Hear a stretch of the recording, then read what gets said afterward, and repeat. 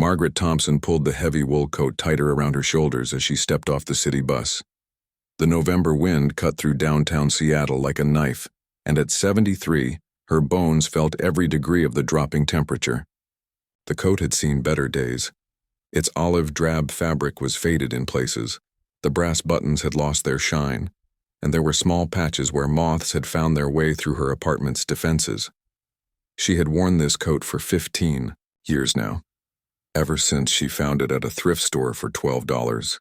The elderly shop owner had tried to talk her out of it, saying it was too big, too masculine, too military-looking for a woman of her age. But Margaret had felt something familiar about it, something that reminded her of a time long past, and she bought it anyway. The job interview was in 10 minutes, and Margaret's stomach twisted with nervous energy. At her age, finding work wasn't easy. Most employers took one look at her gray hair and wrinkled hands, and politely explained they were looking for someone with more energy or better technological skills. But this position at Henderson and Associates law firm was different. They specifically wanted someone with life experience for their client relations department. As she entered the gleaming lobby of the 40-story office building, Margaret noticed the way people looked at her. A group of young professionals in expensive suits whispered among themselves near the elevator bank. She caught fragments of their conversation as she approached. "Look at that old coat," one woman said, her voice carrying just loud enough for Margaret to hear. "It looks like something from a military surplus store." "Probably homeless," added a man in a navy pinstripe suit. "Security should really screen people better before letting them into the building." Margaret's cheeks burned, but she kept her eyes forward. She had heard worse things in her life, survived situations these young people couldn't imagine, and she wasn't about to let their ignorance shake her confidence now. She pressed the elevator button and waited, conscious of their continued stares and muffled laughter. When the elevator arrived, the group of professionals stepped aside, clearly reluctant to share the small space with her. Margaret entered alone, pressing the button for the 28th floor. As the doors closed, she caught a glimpse of their faces, a mixture of disgust and amusement that made her heart ache not for herself, but for the lack of compassion in the world. The law firm's reception area was all marble and mahogany, with floor-to-ceiling windows offering a spectacular view of Elliott Bay. The receptionist, a young woman with perfectly styled blonde hair, looked up from her computer screen with barely concealed surprise when Margaret approached. "Can I help you?" she asked, her tone suggesting she doubted it. "I have a 2 o'clock appointment with Mr. Henderson," Margaret replied politely. "Margaret Thompson." The receptionist's perfectly manicured fingers clicked across her keyboard with unnecessary force. "I see. You're here about the client relations position." Her eyes swept over Margaret's appearance with obvious disapproval. "Please have a seat. Mr. Henderson is running a few minutes behind." Margaret settled into one of the leather chairs in the waiting area, placing her worn purse carefully on her lap. Other people came and went, lawyers in $1,000 suits, clients carrying expensive briefcases, assistants hurrying past with important-looking documents. Each person who passed seemed to notice her coat, and she could feel their judgment like a weight on her shoulders. A woman about her own age, elegantly dressed in a cream-colored suit, sat down nearby. Margaret hoped for a friendly face, perhaps someone who might understand what it was like to be judged by appearances. Instead, the woman's lips pursed in distaste as she took in Margaret's worn coat and sensible shoes. "Excuse me," the woman said, her voice dripping with false politeness. "Are you perhaps looking for the social services office? It's in the building across the street." Margaret's hands tightened on her purse strap, but she managed to smile. "No, thank you. I'm here for a job interview."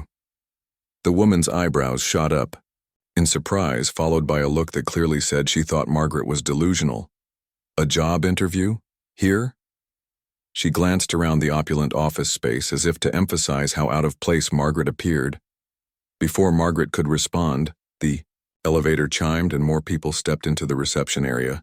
Among them was a distinguished man in his 60s, his silver hair perfectly styled, wearing what was obviously a custom-tailored charcoal suit. He moved with the bearing of someone accustomed to command, his back straight and his stride confident. The Receptionist immediately straightened in her chair. "Good afternoon, General Morrison," she said with a brightness that hadn't been present in her voice when speaking to Margaret. Margaret's breath caught in her throat. She knew that voice, that bearing, even before she turned to look at him fully. But it couldn't be. Not after all these years, not in this place, not now when she was already feeling so vulnerable and out of place. The man, General Morrison, was speaking to the receptionist about some documents when his gaze swept across the waiting area and landed on Margaret. For a moment, their eyes met across the marble expanse, and Margaret saw something flicker in his expression. Recognition, confusion. She couldn't be sure. But then his attention was called back to his business, and Margaret told herself she was imagining things. The chances of their paths crossing again after so many years were astronomical. She was just a nervous old woman in a worn coat, letting her mind play tricks on her before an important interview. "Mrs. Thompson?" The receptionist's voice cut through her thoughts. "Mr. Henderson will see you now." Margaret followed the receptionist down a hallway lined with oil paintings of the firm's founding partners. Her shoes made soft sounds against the thick carpet, and she was acutely aware of how out of place she must look walking through these halls of power and prestige. The receptionist's heels clicked efficiently ahead of her, and Margaret noticed how the younger woman's posture seemed to radiate disapproval with every step. They stopped at a door marked "Senior Partner" in gold lettering. The receptionist knocked twice before opening it. "Mr. Henderson, Mrs. Thompson is here for her interview." Robert Henderson was a man in his early 50s, with kind eyes behind wire-rimmed glasses and prematurely gray hair that spoke of long hours and heavy responsibilities. He looked up from a pile of legal briefs and smiled genuinely, the first warm expression Margaret had received since entering the building. "Mrs. Thompson, please come in and have a seat," he said, gesturing to a chair across from his desk. "Thank you, Jennifer. Please hold my calls for the next 30 minutes. As the receptionist left, closing the door behind her, Henderson studied Margaret with the assessing look of someone trained to read people. Unlike the others, however, his examination seemed interested rather than judgmental. "I have to admit," he began, leaning back in his chair, "your resume is quite impressive. 25 years as a high school principal, volunteer work with veterans organizations, and some very strong references. But I'm curious about this 15-year gap in your employment history." Margaret had prepared for this question, knowing it would come up. She straightened in her chair, meeting his gaze directly. "My husband became ill," she explained. "He needed full-time care, and I chose to provide it myself, rather than place him in a facility. He passed away 2 years ago, and I'm now ready to return to work." Henderson nodded thoughtfully. "That speaks to remarkable character and dedication. Many of our clients are dealing with difficult life situations: divorce, estate planning, business disputes. They need someone who understands sacrifice and perseverance." Through the office window, Margaret could see the Seattle skyline stretching toward the mountains. It was a view that inspired confidence and success, and she found herself imagining what it would be like to see it every day, to have purpose again beyond the four walls of her small apartment. "The position involves a lot of client interaction," Henderson continued. "Some of our clients can be challenging. They're often dealing with high-stress situations involving significant money or family conflicts. We need someone who can remain calm under pressure and treat everyone with dignity, regardless of their background or circumstances."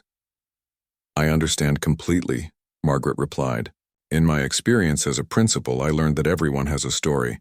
Everyone deserves respect, and often the most difficult people are simply scared or hurting." Henderson made a note on her file. "Our current client relations coordinator is retiring next month. She's been with us for 12 years, and her shoes won't be easy to fill. The salary starts at $45,000 annually with full benefits and 3 weeks paid vacation. Are you comfortable with those terms?" Margaret's heart leaped. It was more money than she had dared hope for, enough to move to a better apartment, maybe even take the vacation she had been dreaming about for years. "Those terms sound very reasonable," she managed to say, trying to keep the excitement from her voice. "Excellent.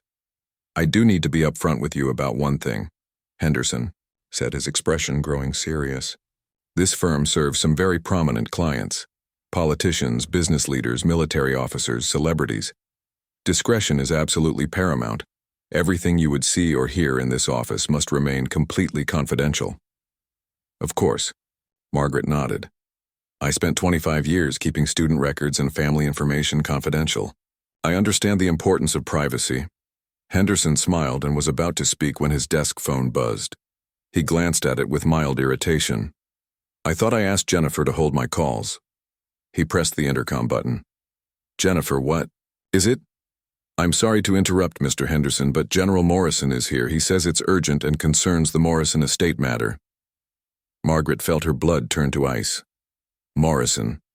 The name hit her like a physical blow, bringing with it a flood of memories she had spent decades trying to suppress. The jungle humidity, the sound of helicopter rotors, the smell of fear and cordite, and most of all, the face of a young lieutenant who had made a choice that changed everything. Henderson noticed her reaction immediately. "Mrs. Thompson, are you all right? You've gone quite pale." Margaret gripped the arms of her chair, struggling to maintain her composure.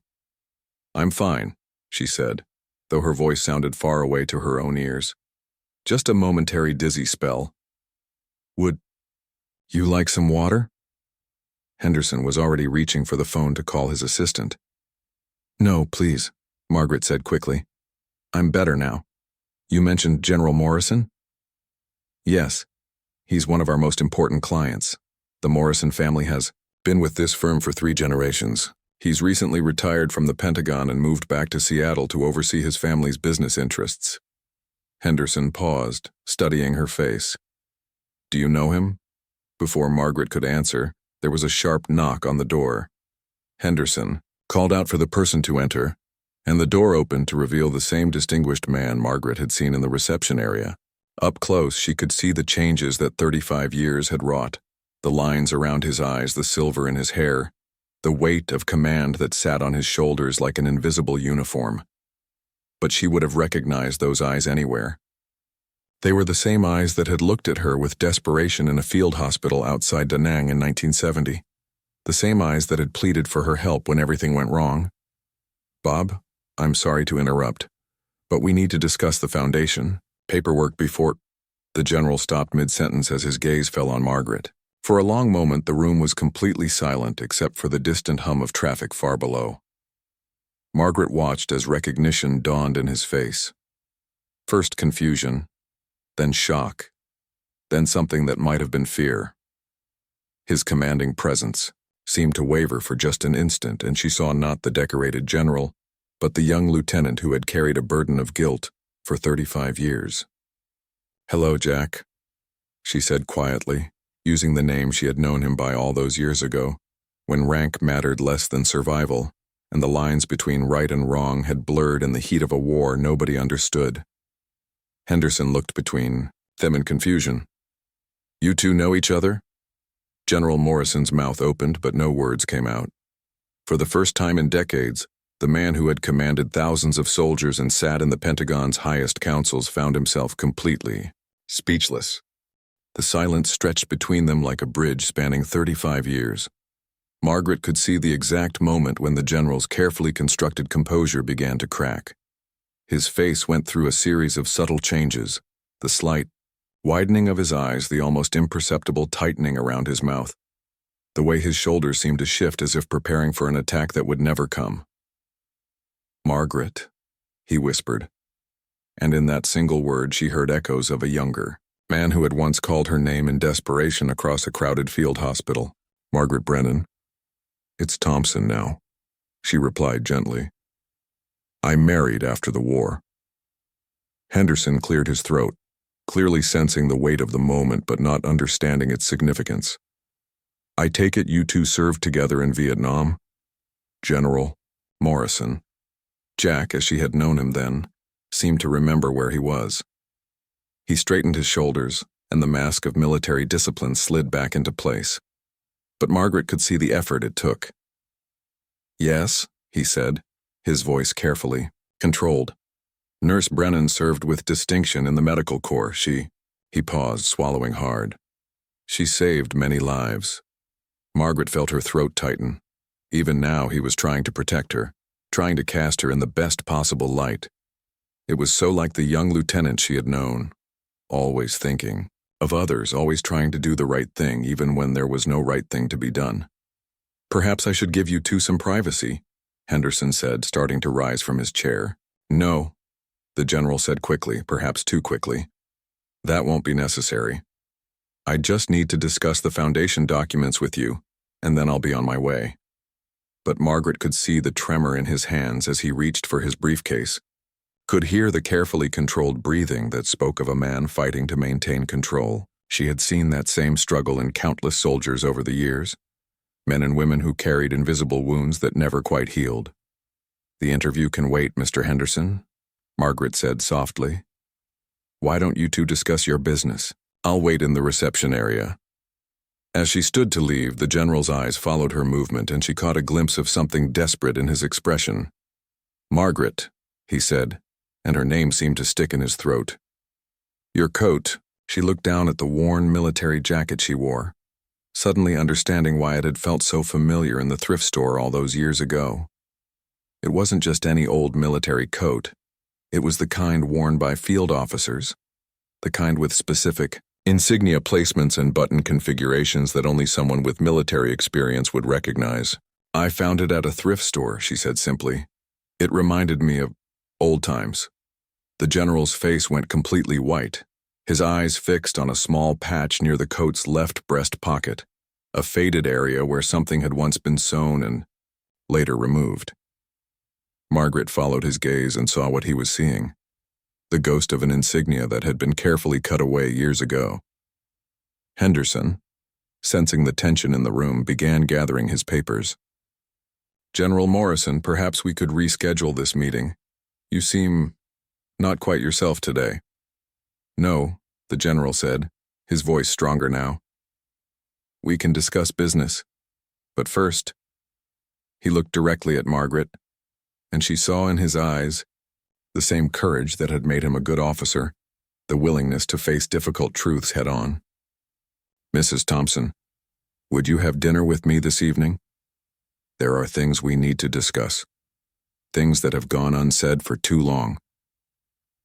Margaret felt her heart racing. Part of her wanted to refuse, to walk out of this office and never look back, to let the past remain buried where it had been for 35 years. But another part of her, the part that had never stopped caring about the young lieutenant who had made impossible choices in an impossible war, knew that some conversations could not be avoided forever. "All right," she said quietly. "But not dinner. Coffee, somewhere public." The general nodded, understanding her caution. "There's a cafe called Molly's on Pine Street. Do you know it? I can find it." 7 o'clock? 7 o'clock? Henderson watched this exchange with growing confusion, but Margaret could see that he was also intrigued. As a lawyer, he was probably accustomed to sensing when there were deeper stories beneath the surface, hidden connections that might matter more than they initially appeared. Margaret moved toward the door, then paused with her hand on the handle. "Mr. Henderson, I hope you'll consider my application despite whatever questions this might raise. I need this job and I believe I can do it well." Before Henderson could respond, General Morrison spoke up. "Bob, if you're considering Mrs. Thompson for the client relations position, you should know that she's one of the most capable and trustworthy people I've ever known. Her experience in dealing with difficult situations under pressure is unmatched." The conviction in his voice surprised everyone in the room, including Margaret herself. Here was a man who had clearly been shaken by seeing her again. Yet he was willing to vouch for her without hesitation. It spoke to something fundamental about his character that neither time nor circumstances had managed to change. Henderson looked between them with new interest. "Mrs. Thompson, why don't you plan to hear from me by tomorrow afternoon? I have a feeling this recommendation carries significant weight." Margaret nodded her thanks and left the office, her mind reeling from the unexpected turn her simple job interview had taken. As she walked back through the marble lobby, she no longer noticed the stares or whispered comments about her old coat. Her thoughts were entirely focused on the evening ahead and the conversation that would finally address the ghosts they had both been carrying for over 3 decades. Behind her, she heard the office door close as General Morrison prepared to conduct his business with Henderson. But she knew that neither of them would be able to concentrate fully on legal matters with so much history suddenly thrust into the present. The past had a way of demanding its due, and tonight, in a cafe on Pine Street, 2 old soldiers would finally face the truth about what had happened in a jungle half a world away, when they were both young and trying to survive a war that had tested the limits of their humanity. Molly's Cafe was exactly the kind of place Margaret had hoped for. Small, quiet, filled with the comfortable chaos of mismatched furniture and local artwork. She arrived 15 minutes early, partly from nervousness and partly from a lifetime habit of punctuality. She chose a table near the window where she could watch for Jack's arrival and also have an easy exit if the conversation became too difficult. The evening crowd was typical for a Seattle coffee shop. Students with laptops, couples sharing, desserts, a few solitary readers absorbed in their books. Margaret ordered a simple coffee and tried to calm her racing thoughts. She had spent the afternoon remembering things she had worked hard to forget, and now the memories felt fresh and raw, as if 35 years had collapsed into nothing. She was staring out the window when she saw him approaching. Even in civilian clothes, khakis, and a navy sweater, he moved with the measured pace of a military man. He paused outside the cafe window, and for a moment she thought he might change his mind and walk away. But then his shoulders squared with familiar determination, and he pushed through the door. He spotted her immediately and made his way over, navigating between the closely packed tables with careful precision. Up close, she could see the cost that the years had extracted. There were deep lines around his eyes, and his hands showed the slight tremor that sometimes came with age and stress. But his back was still straight, his gaze still direct. "Margaret," he said as he sat down across from her. "Thank you for coming. I wasn't sure you would." "I almost didn't," she admitted. "Part of me thought it would be better to leave the past, alone." A young waitress with purple hair and multiple piercings approached their table. "Can I get you anything?" she asked Jack with the casual friendliness that was uniquely Seattle. "Coffee, black," he said. "Thank you." After the waitress left, they sat in awkward silence for a moment. 2 old people in a trendy cafe, carrying the weight of shared history that no one around them could possibly understand. Margaret noticed that Jack kept glancing at her coat, which she had kept on despite the warmth of the cafe. "You know whose coat that was," he said finally. It wasn't a question. Margaret nodded slowly. "I suspected when I bought it, but I wasn't certain until I saw your reaction today.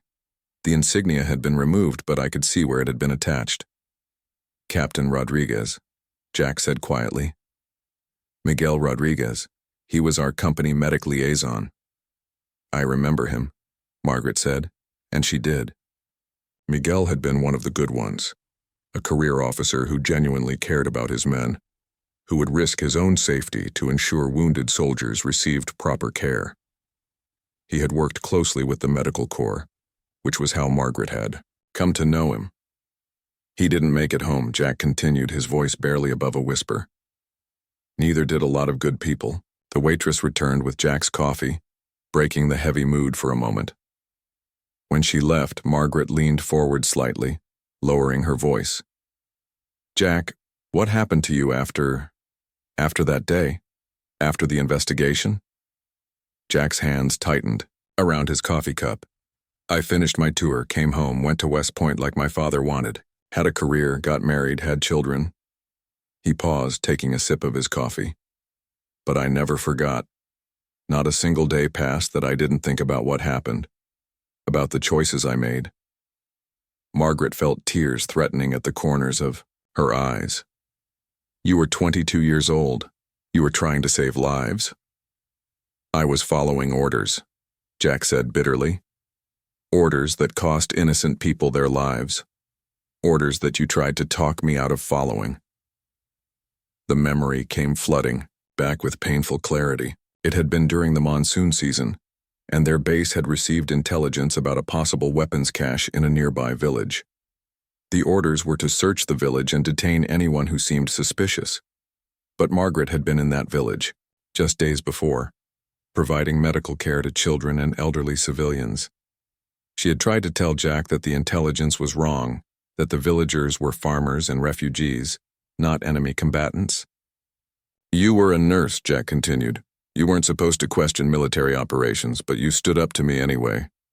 You told me I was making a mistake, that innocent people would get hurt. And you told me to mind my own business and stick to patching up the wounded," Margaret replied, the old frustration creeping back into her voice. "The biggest regret of my life," Jack said immediately. "I should have listened to you. If I had." They both knew how that sentence ended. If he had listened, maybe the village raid wouldn't have happened. Maybe 12 civilians wouldn't have died in the crossfire when the situation went wrong. Maybe Captain Rodriguez wouldn't have been killed trying to protect a family that had been caught in the middle. "The investigation cleared you," Margaret said gently. "You were following orders based on the intelligence you were given." "The investigation was a whitewash," Jack replied harshly. "Everyone knew it, including me. The army needed a clean story, not the truth about bad intelligence and good people dying because of it." Margaret reached across the table and touched his hand briefly. His skin was warm but shaking slightly. "Jack, you can't carry this guilt forever. You were a young officer in an impossible situation. Can't I?" he asked, meeting her eyes directly. "Every promotion I received, every medal they gave me, every time someone called me a hero, it all felt like a lie. Because I knew that when it mattered most, when people's lives hung in the balance, I made the wrong choice." The cafe around them continued its evening rhythm, but Margaret felt as if she and Jack were isolated in a bubble of shared pain. She thought about all the years she had wondered what happened to the young lieutenant who had carried such heavy burdens.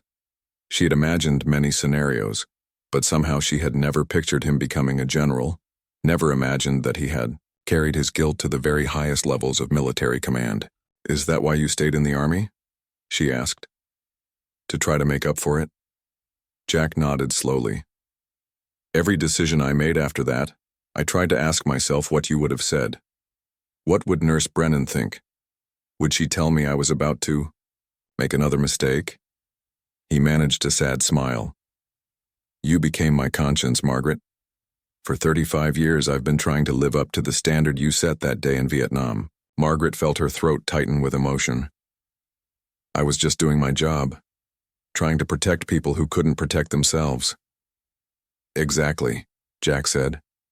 "And that's why, when I saw you in that office today, wearing Miguel's coat, it felt like the universe was finally demanding an accounting for what happened. Like all these years of trying to be a better man weren't enough, and it was time to face the truth." Margaret looked around the cafe, at the young people absorbed in their own concerns, their own futures spreading out before them like blank pages.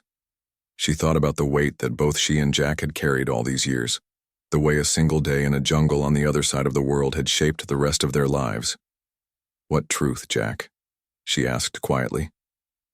"What truth are we supposed to face?" Jack stared into his coffee cup for a long moment, as if the dark liquid held answers to questions he had been afraid to ask for decades. When he finally looked up, Margaret saw something in his eyes she hadn't expected.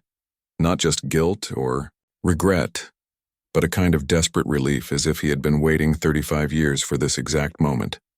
"The truth," he said slowly, "is that I lied in my report about what happened that day. And I've been living with that lie ever since." Margaret felt her heart skip a beat. "What do you mean?" Jack glanced around the cafe, ensuring no one was listening, then leaned forward and lowered his voice. "The official report said that Captain Rodriguez died heroically while trying to rescue wounded civilians during an unexpected enemy attack. It said the intelligence about weapons in the village was accurate, that we were fired upon first, that everything we did was justified and necessary. And that wasn't true?" "Parts of it were true," Jack said carefully. "Miguel did die trying to protect civilians. He was heroic, but the rest," he shook his head. "There were no weapons in that village, Margaret. You were right about that. The intelligence was completely wrong, or maybe it was deliberately false. I never found out which." Margaret's mind raced back to that terrible day. She remembered the sounds, not just gunfire but screaming, children crying, the desperate shouts of people who didn't understand why their village was being torn apart.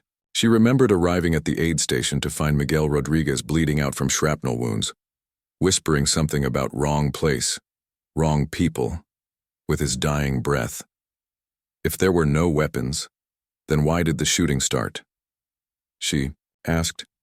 Jack's hands were shaking now, and he gripped his coffee cup tighter to steady them. Because one of my men panicked. Private Davidson. He was 19 years old from some small town in Iowa, scared out of his mind. When an old man came out of his hut carrying what looked like a rifle, Davidson opened fire. But it wasn't a rifle, Margaret said, beginning to understand. It was a walking stick, Jack confirmed, his voice breaking slightly. A piece of bamboo carved with decorations. The old man was nearly blind, he couldn't even see us properly. But once Davidson started shooting, everything went to hell. Other soldiers thought we were under attack and started firing too. The villagers panicked and ran, which made them look guilty. And then Captain Rodriguez tried to stop it, Margaret finished. He was shouting at everyone to cease fire, trying to get between the soldiers and the civilians. That's when the grenade went off. I think it was thrown by one of our own men, though I never proved it. Miguel took most of the shrapnel trying to shield a woman and her child. Margaret closed her eyes, remembering the scene at the aid station. Rodriguez had been conscious when they brought him in, trying to tell her something important, but she had been focused on trying to save his life. By the time she realized he was trying to confess something, he was gone. "What did you do?" she asked quietly. "I made a decision," Jack said, and there was steel in his voice now, the tone of a man who had learned to live with impossible choices. "I had 12 dead civilians, 1 dead officer, and a situation that was spiraling completely out of control. The truth would have destroyed Davidson. He would have been court-martialed, probably spent his life in prison for what was essentially a moment of panic by a terrified kid. So you covered it up." "I rewrote the report," Jack admitted. "I said we had been fired upon from the village, that Captain Rodriguez died leading a counterattack, that the civilian casualties were unavoidable in the crossfire. I buried the walking stick that had started it all, coached my men on what to say during the investigation, and turned a tragic mistake into a heroic last stand." Margaret sat back in her chair, stunned by the magnitude of what he was telling her. "Jack, that's falsifying official military records. That's enough to end a career and put someone in prison, yes," Jack said calmly. "I've known that for 35 years. Every promotion, every commendation, every time someone thanked me for my service, I knew I was living a lie." "But why are you telling me this now?" Margaret asked.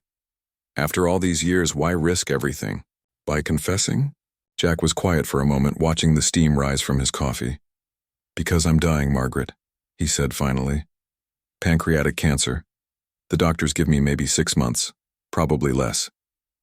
The words hit Margaret like a physical blow. "Jack, I've spent my whole adult life trying to atone for what happened that day," he continued.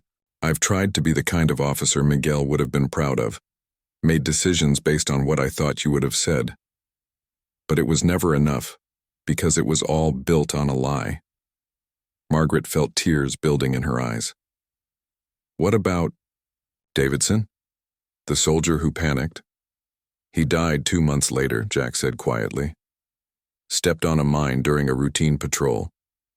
He never knew that I had covered for him, never knew that his moment of panic had cost 12 innocent lives. Maybe that was for the best." They sat in silence for a moment, the weight of Jack's confession settling between them like a physical presence. Margaret thought about the young lieutenant she had known, idealistic and eager to do the right thing, and tried to reconcile that image with the man sitting across from her who had carried such a burden for so long. "Why me?" she asked finally. "Why tell me this instead of taking it to your grave?" Jack met her eyes directly. "Because you were the only one who tried to stop it. You saw what was going to happen, tried to warn me, and I ignored you. If I had listened to you that day, none of it would have happened." "You can't know that for certain." "Can I?" Jack asked. "You had been in that village, Margaret. You knew those people. You tried to tell me they were just farmers and refugees, but I was too proud, too concerned with following orders to listen to a nurse who knew better than I did. Margaret reached across the table and took his hand in both of hers. His skin was warm but paper-thin, and she could feel the bones beneath it. Jack, what happened that day was a tragedy, but it wasn't entirely your fault. You were young. You were scared. You were trying to protect your men. The real fault lies with whoever gave you false intelligence in the first place. Maybe, Jack said, but she could see he didn't really believe it. But I've made my peace with it, Margaret. The cancer is probably a blessing. It's given me a deadline to finally tell the truth. What are you going to do? Are you going to make it official? Jack shook his head. What would be the point now? Everyone involved is dead except for us. Making a public confession would just destroy my family and accomplish nothing. But I needed someone to know. I needed someone who was there to understand what really happened. Margaret squeezed his hand gently. I'm glad you told me. And I want you to know I never blamed you for what happened. Even when I was angry about you not listening to me, I never thought you were a bad person. You were just a young man trying to do an impossible job in an impossible situation. Jack's eyes filled with tears. The first time Margaret had seen him show such raw emotion. Do you really mean that? I mean it completely, Margaret said firmly. Jack, you've spent 35 years punishing yourself for a split-second decision made under incredible pressure. You've lived an honorable life since then, served your country with distinction, and tried to make amends in every way you could. That has to count for something. I keep thinking about Captain Rodriguez, Jack said, his voice thick with emotion. About how he died trying to protect innocent people while I was covering up the truth about why they died in the first place. How can I live with that? You live with it by honoring his memory, Margaret replied. By being the kind of leader he would have been. By making sure that other young officers don't make the same mistakes you did. From what I can see, that's exactly what you've done with your life. Jack wiped his eyes with the back of his hand, a gesture so reminiscent of the young lieutenant she had once known that Margaret felt her own tears threatening again. When I saw you today wearing Miguel's coat, it felt like a sign. Like he was somehow reaching out from beyond to make me face what I had done. Maybe he was, Margaret said softly. But maybe he was also letting you know that it's time to forgive yourself. They sat quietly for a moment, both lost in their own thoughts. The cafe around them had grown quieter as the evening progressed, and Margaret noticed that the purple-haired waitress was wiping down tables and beginning to close up for the night. There's something else, Jack said suddenly. Something I need to ask you. Margaret waited, sensing that whatever was coming was important. When Henderson called to ask about your background check for the job, I gave you the strongest recommendation I could, Jack said. But it wasn't just because I felt guilty about the past. It was because I genuinely believe you're the right person for that position. You have the experience, the character, and the compassion that clients will need. Thank you, Margaret said. That means more to me than you know. But I need to know, Jack continued. Are you going to be able to work with me? Knowing what you know now, can you look at me and see something other than the man who made such terrible choices all those years ago? Margaret considered the question carefully. She thought about the young lieutenant who had been too proud to listen to a nurse's advice. But she also thought about the general who had spent decades trying to atone for his mistakes. She thought about the man who was facing his own death with dignity and using his final months to finally tell the truth. I can work with you, she said finally. But more than that, I think I'd like to. We're both different people than we were 35 years ago, Jack. We've both learned from our mistakes and tried to become better. Maybe it's time we stopped letting the past define us and started focusing on what we can do with the time we have left. Jack smiled then, the first genuine smile she had seen from him since their reunion. It transformed his face, erasing years of worry and guilt, and for just a moment she could see the young man he had once been. You know, he said, Miguel would have liked that answer. He always said that the best way to honor the dead was to live better than they had the chance to. 3 months later, Margaret stood in front of the mirror in the executive washroom at Henderson and Associates, adjusting the collar of her new navy blue suit. The transformation had been remarkable, not just in her wardrobe, but in her entire sense of purpose and belonging. The job had exceeded her expectations in every way, and she had found genuine satisfaction in helping the firm's clients navigate some of the most difficult periods of their lives. The old military coat hung in her apartment closet now, carefully preserved but no longer worn. She had finally learned its full story, and somehow that knowledge had freed her from the need to carry its weight every day. Instead, she had replaced it with professional attire that spoke to her future rather than her past. A soft knock on the washroom door interrupted her thoughts. "Mrs. Thompson, Mr. Henderson would like to see you in his office when you have a moment." Margaret smiled at her reflection one final time and made her way down the familiar hallway. In the 3 months since she had started working at the firm, these halls had become as comfortable to her as her own home. The staff who had once looked at her with suspicion and disapproval now greeted her warmly, having discovered that her compassionate approach to client relations had actually improved their working relationships with difficult cases. Henderson's office door was open, and she could see him sitting behind his desk with what appeared to be legal documents spread before him. But it was the other figure in the room that made her pause. General Morrison sat in one of the client chairs, looking frailer than when she had seen him just 2 weeks ago. "Ah, Margaret," Henderson said, looking up as she entered. "Please, come in and close the door behind you." She did as requested, noting the serious expressions on both men's faces. Jack's illness had progressed more quickly than the doctors had initially predicted, and she could see the toll it was taking. His once sharp military bearing had softened, and there were dark circles under his eyes that spoke of sleepless nights and increasing pain. "I've asked you here because General Morrison has made a rather unusual request," Henderson began. "He's been working on establishing a charitable foundation, and he wants to discuss something specific with you." Jack leaned forward slightly, his voice still strong despite his physical decline. "Margaret, I've been thinking about our conversation that night at the cafe, about honoring the dead by living better than they had the chance to. I think I've found a way to do that." He gestured to the papers on Henderson's desk. "I'm establishing the Rodriguez Foundation, named after Captain Miguel Rodriguez. It will provide educational scholarships for children from conflict zones, medical care for civilian war victims, and support for military families dealing with loss." Margaret felt her throat tighten with emotion. "Jack, that's beautiful." Miguel would be so honored. "There's more," Jack continued. "I want you to run it, to be the foundation's executive director after I'm gone. The salary would be significantly more than what you're making here, and the work would be incredibly meaningful. You would literally be saving lives and changing futures."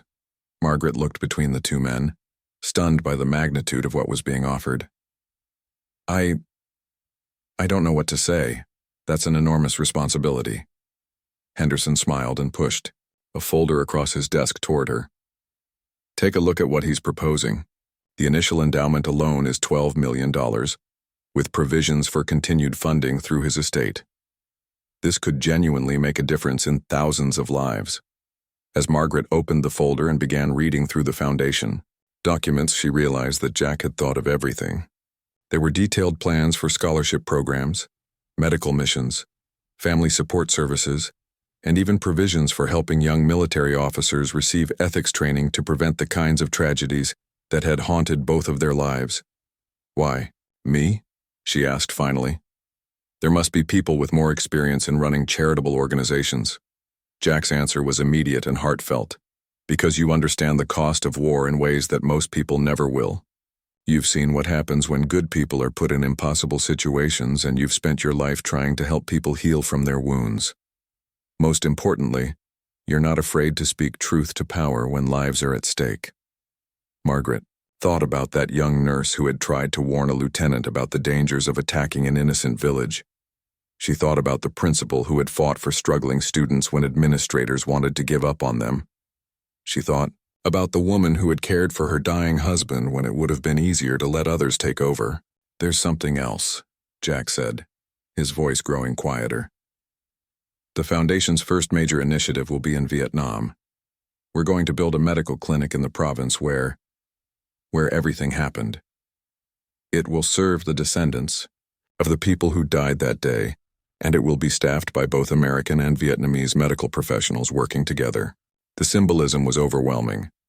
After 35 years, Jack was finally finding a way to bring healing to the place where so much damage had been done. It wouldn't bring back the dead, but it would honor their memory in the most meaningful way possible. "I'll need time to think about it," Margaret said, though she already knew what her answer would be. "Of course," Jack replied, "but I hope you'll say yes. I can't think of anyone who would be more suited to this work, or anyone Miguel would have trusted more to carry on his mission of protecting the innocent." Henderson cleared his throat gently. "There's one more thing, Margaret. The Foundation will need to be operational within the next 2 months. The General's health situation makes it important to have everything in place sooner rather than later." Margaret understood. Jack was racing against time, determined to see his vision become reality before his illness claimed him. It was both heartbreaking and inspiring to see him channel his remaining energy into this final act of redemption. "I don't need time to think about it," Margaret said suddenly, surprising all of them, including herself. "I accept. I would be honored to run the Rodriguez Foundation." Jack's face lit up with a joy she hadn't seen since they were both young and the world seemed full of possibilities. "Thank you," he said, his voice thick with emotion. "Thank you for giving an old soldier a chance to finally make things right." As they shook hands to seal the agreement, Margaret felt a sense of completion that had been missing from her life for decades. The scared young nurse and the overwhelmed young lieutenant had both made mistakes and carried guilt for far too long. But now, in the final act of their lives, they had found a way to transform their shared tragedy into something beautiful and healing. Outside Henderson's office windows, Seattle stretched toward the mountains under a brilliant autumn sky. Somewhere in Vietnam, in a village that had known too much sorrow, ground would soon be broken for a medical clinic that would serve as a living memorial to Captain Miguel Rodriguez and all the innocent people who had died in a war that nobody fully understood. And in a small cafe on Pine Street where 2 old soldiers had finally found the courage to face their ghosts, the universe seemed to nod in approval at the possibility of redemption, even after 35 years of carrying the weight of what might have been.